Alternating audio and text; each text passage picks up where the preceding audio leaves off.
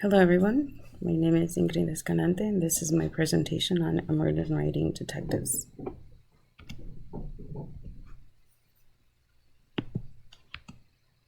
The student that I focused on was a 4.7-year-old in a pre-K classroom. Her name is Rianka, and this is the first sample of her work.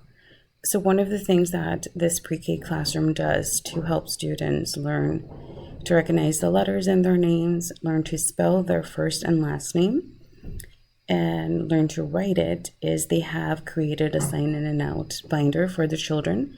And when students come in the mornings, they sign themselves in. This is a sample of her work. She is actually very advanced compared to other students her age and in the classroom as well.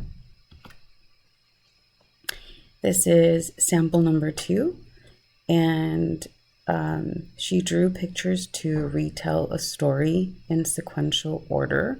So this is something that the teachers also practice doing with them. Sample number 3 was for the Lunar New Year celebration that took place in the class. After a parent came to visit and talk about how Lunar New Year is celebrated, the students drew pictures of some items that are used during the Lunar New Year celebration. After drawing those pictures, they then had to label what they had drawn, and this is the sample of the work that she did.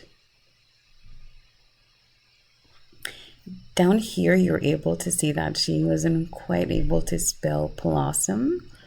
But overall, her writing is very legible and very neat as well for a child her age. The activities we focus on to support fine motor and literacy development are the following. Using beads to spell their names. It's a fun way for them to work on that pencil grasp to really develop those fine motor skills that are needed when holding a pencil and when writing. It's also a fun way for them to practice letter recognition, both capital and lowercase, and to be able to spell their name in sequential order. This is another activity that we do to support letter recognition, both capital and lowercase, and we use magnetic wooden pieces for the kids to build the letters with.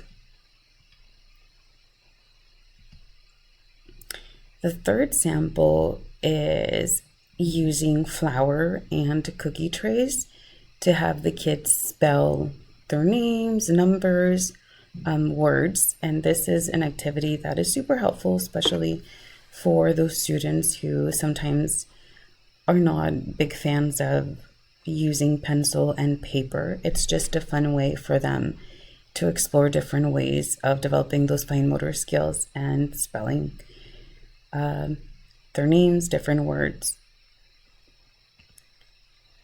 Thank you so much.